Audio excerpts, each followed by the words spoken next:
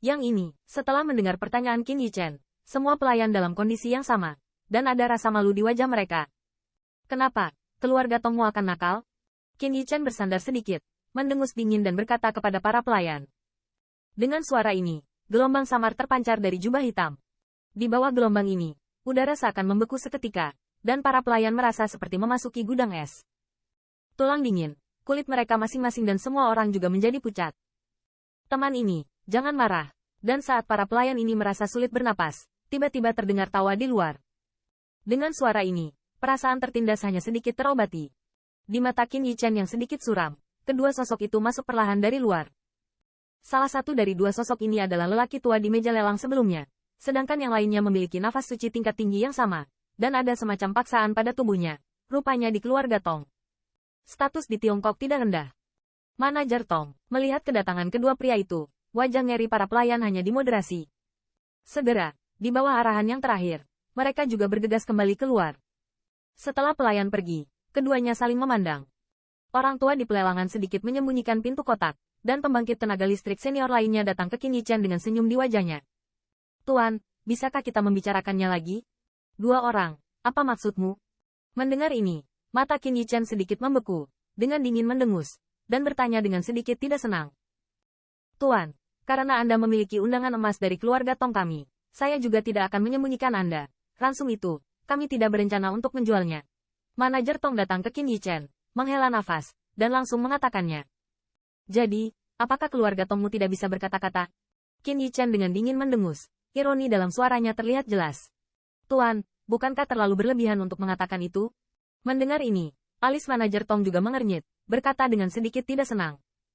Di tanah darah, siapa yang berani mengatakan ini tentang keluarga Tong mereka? Namun, hal itu memang salah mereka, sehingga mereka tidak langsung marah. Mengapa? Apakah aku salah? Ini pertama kalinya saya tumbuh begitu besar dan saya telah melihat apa yang dilelang, dan akhirnya mengatakan sesuatu untuk tidak dijual. Qin Yichen mencibir, seolah-olah tidak dalam ketidaksenangan yang terakhir. Kamu tidak bisa mengatakan itu. Jatah awalnya disiapkan untuk orang dewasa dari klan berdarah. Jika diberikan kepadamu, orang dewasa dari klan berdarah akan disalahkan. Anda dan saya tidak mampu membelinya.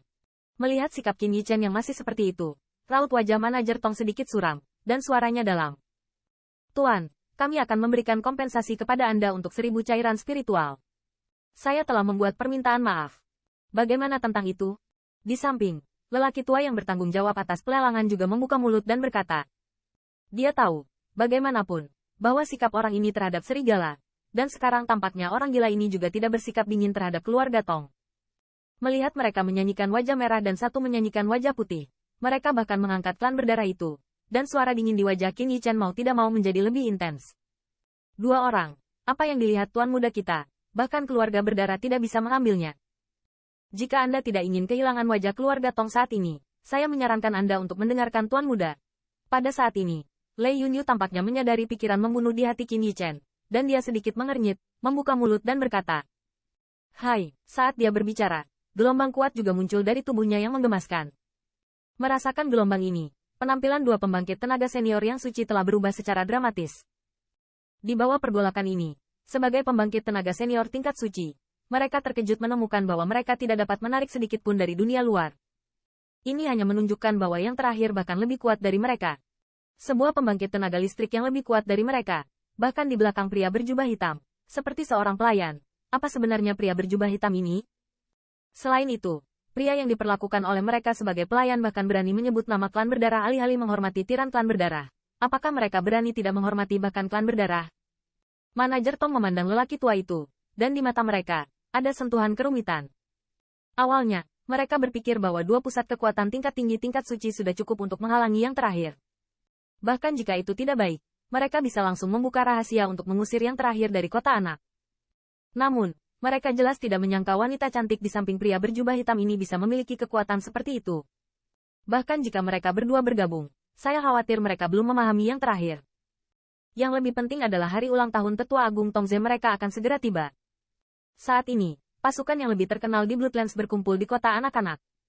Jika keluarga Tong mereka membuat olong seperti itu dan dikenal, itu pasti akan menjadi pukulan besar bagi reputasi mereka. Lagi pula, jika hal pertama terjadi, kredibilitas keluarga Tong mereka juga akan sangat dicitrakan.